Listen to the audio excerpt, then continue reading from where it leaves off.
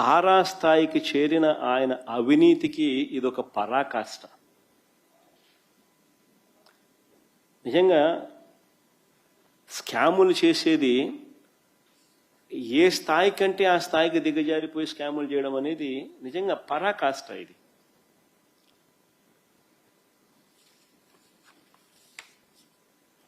అది నేను చిన్న క్వశ్చన్ అడుగుతాను మీ ద్వారా ప్రజలందరినీ కూడా ఆలోచన చేయమని చెప్పి. సింపుల్ క్వశ్చన్ అడుగుతాను. అసలు గవర్నమెంట్ స్కూల్ ఎందుకు నడుపుతుంది చెప్పండి? అసలు గవర్నమెంట్ స్కూల్ ఎందుకు నడుపుతుంది? ఎందుకు గవర్నమెంట్ స్కూళ్ళు మనకు దేశవ్యాప్తంగా ఎన్ని ఉన్నాయి? రాష్ట్రంలో కూడా 45,000 స్కూల్ ఎందుకు ఉన్నాయి? ఎందుకు గవర్నమెంట్ హాస్పిటల్ ఇన్ని ఉన్నాయి? ప్రతి మండలంలోనూ ప్రతి జిల్లాలోనూ ఎందుకు ఇన్ని ఉన్నాయి? ప్రతి ఊర్లోనూ, రాష్ట్ర వ్యాప్తంగాను దేశవ్యాప్తంగాను. ఎందుకు బస్సు కూడా, ఆర్టీసీ బస్సులు కూడా ఎందుకు గవర్నమెంటే నడుపుతుంది చెప్పండి? ఆలోచన ఎప్పుడైనా చేసినారా? ఎందుకనంటే ఇవన్నీ గవర్నమెంట్ చేయకపోతే పేదవాడు మధ్యతరగతి వాడు ప్రైవేట్ వాళ్లకు దోపిడీకి బలైపోతాడు. Just imagine a situation, government school లేకపోతే ప్రైవేట్ స్కూల్ ఛార్జ్ చేసే ఫీజులు ఎవడన్నా కట్టగలుగుతాడా? Just imagine a situation where government hospital లేకపోతే ప్రైవేట్ హాస్పిటల్స్, అనైతిక ప్రైవేట్ హాస్పిటల్స్ ఛార్జ్ చేసే రేట్లు తట్టుకోగలుగుతారా? గవర్నమెంట్ ఆర్టీసీ బస్సులు నడపకపోతే ప్రైవేట్ బస్సులు నడిస్తే అసలు సామాన్యుడు బస్సు ఎక్కాలంటే భయపడిపోయే పరిస్థితి రాదా? ఇవన్నీ గవర్నమెంట్ బాధ్యతలు. This is the responsibility of the government. Private exploitation కు చెక్కు పెట్టడం,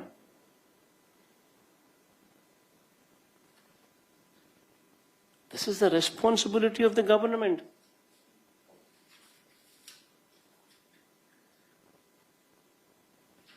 మీకు తెలియాల్సిన ఇంకొక విషయం కూడా చెప్తా.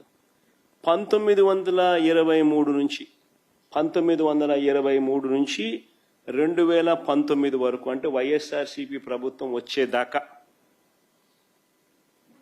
మన రాష్ట్రంలో ఎన్ని గవర్నమెంట్ మెడికల్ కాలేజీలు ఉన్నాయో తెలుసా?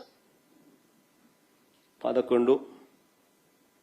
దీనికి పద్మావతి అటానమస్ కాలేజీని కూడా కలుపుకుంటే 12, అన్ని కలిపి ఆ కాలేజీతో కూడా కలుపుకుంటే. 2019కి చంద్రబాబు నాయుడు గారు 3 సార్లు ముఖ్యమంత్రి. అంటే మా ప్రభుత్వం రాక మునుపు 2019 నాటికే చంద్రబాబు నాయుడు అప్పటికే 3 సార్లు ముఖ్యమంత్రి. 14 ఏళ్ళు ముఖ్యమంత్రిగా పరిపాలన చేశాడు. అప్పటికే కనీసం ఒక్క గవర్నమెంట్ మెడికల్ కాలేజ్ అయినా తీసుకొచ్చాడా? ఒక్క గవర్నమెంట్ మెడికల్ కాలేజ్ అయినా కట్టాడా?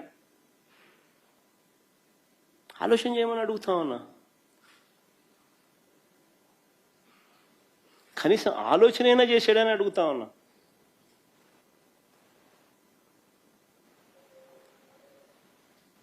అదే మా ప్రభుత్వం.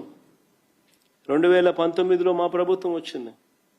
కేవలం 5 సంవత్సరాల అతి కొద్ది కాలం, కేవలం 5 సంవత్సరాల అతి కొద్ది కాలంలోనే మా ప్రభుత్వ హయాంలో ప్రతి జిల్లాకు ఓ గవర్నమెంట్ కాలేజీని తీసుకురావాలని, ఒక టీచింగ్ హాస్పిటల్ తీసుకొని రావాలని, ఓ మెడికల్ కాలేజ్ను అక్కడ పెట్టాలని ప్రతి జిల్లాలు విస్తరింపజేసినాం. 26 జిల్లాలు చేసినాం. చేసిన ఆ 26 జిల్లాలలో ప్రతి జిల్లాలోనూ కూడా ఒక గవర్నమెంట్ మెడికల్ కాలేజ్ అక్కడ ఉండాలి అని. ఎప్పుడైతే గవర్నమెంట్ మెడికల్ కాలేజ్ ఎప్పుడైతే ఆ జిల్లాలో వస్తుందో అప్పుడు ఆ గవర్నమెంట్ మెడికల్ కాలేజ్తో పాటు టీచింగ్ హాస్పిటల్ కూడా అక్కడ ఉంటుంది, పార్ట్ ఆఫ్ మెడికల్ కాలేజ్ కింద. ఎప్పుడైతే ఒక టీచింగ్ హాస్పిటల్ ఎప్పుడైతే part of the medical college కింద జిల్లాలో అవైలబుల్గా ఉంటుందో, that means it's a super speciality hospital which is made available there.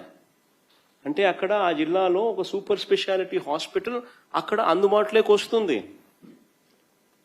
అక్కడ పనిచేసే డాక్టర్లు, ప్రొఫెసర్లు, అసిస్టెంట్ ప్రొఫెసర్లు, పీజీ స్టూడెంట్స్, ఎంబీబీఎస్ డాక్టర్లు, నర్సింగ్ కాలేజ్ స్టూడెంట్స్, వీళ్ళంతా అక్కడ పనిచేస్తూ ఉంటారు. Different faculties, super speciality hospitals availability, super speciality ఫ్యాకల్టీస్తో కూడిన సూపర్ స్పెషాలిటీ హాస్పిటల్ అక్కడ అవైలబిలిటీ లేక వస్తుంది. ఈ మెడికల్ కాలేజు ఒక హబ్గా ఆపరేట్ చేస్తుంది ఆ జిల్లాలో. ఒక మెడికల్ హబ్గా ఆపరేట్ చేస్తూ ఇది ఆ జిల్లాలో ఉన్న ఏరియా హాస్పిటల్స్కు, కమ్యూనిటీ హెల్త్ సెంటర్ సిహెచ్సిలకు, పిహెచ్సిలకు, విలేజ్ క్లినిక్స్కు ఇది మార్గనిర్దేశం చేస్తుంది. ఒక మెడికల్ హబ్గా జిల్లాలో ఉన్న అన్ని గవర్నమెంట్ చిన్న హాస్పిటల్స్కు this will be guiding factor. ఒక మెడికల్ హబ్గా ఉంటుంది. అత్యాధునిక వైద్యం అన్నది పేదలకు ఉచితంగా అందుతుంది.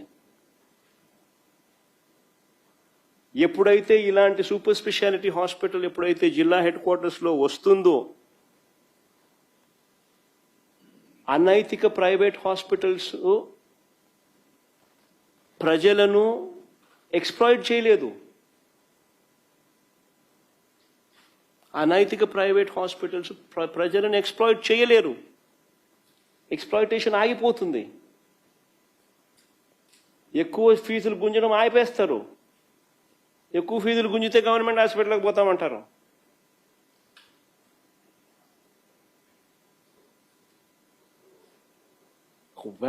వ్యవస్థ జిల్లాలో బలపడుతుంది. దీంతో పాటు ప్రతి జిల్లాలోనూ అడిషనల్గా మెడికల్ సీట్లు వస్తాయి. దానివల్ల పేదలకు ఉచితంగా సీట్లు వస్తాయి. సగం సీట్లు ఉచితంగా వస్తాయి. మిగిలిన సగం కూడా ప్రైవేట్ హాస్పిటల్స్ కన్నా తక్కువ రేటుకే గవర్నమెంట్లో మిగిలిన సగం కూడా సీట్లు అందుబాటులోకి వస్తాయి. ఒకవైపున క్వాలిటీతో కూడిన ఎడ్యుకేషన్ ప్రజలకు అందుబాటులోకి వస్తుంది, సీట్లు పెరుగుతాయి. మరోవైపున ఒక సూపర్ స్పెషాలిటీ హాస్పిటల్ ప్రతి జిల్లా హెడ్ క్వార్టర్స్లోనూ అవైలబుల్గా ఉంటుంది. ఉండడమే కాకుండా ప్రైవేట్ ఎక్స్‌ప్లాయిటేషన్స్ను పర్మనెంట్గా చెక్కు పెడుతుంది. ఉచితంగా వైద్యం పేదలకు అందుతుంది. ఒక హబ్గా యాక్ట్ అయ్యి సిహెచ్సిలు, ఏరియా హాస్పిటల్స్, పిహెచ్సిలు, విలేజ్ క్లినిక్స్ అన్నీ కూడా అనుసంధానమై ప్రజలకు మెరుగైన వైద్యం ఆ జిల్లాలో మొత్తం అందుబాటులోకి వస్తుంది.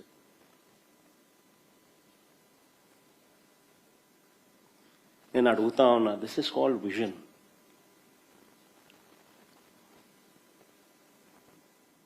ప్రజలకు ఏది అవసరమో, ఏది ఇంపార్టెంటో, ఏది ఖచ్చితంగా చెయ్యాలి అనే దానికి ఒక విజన్.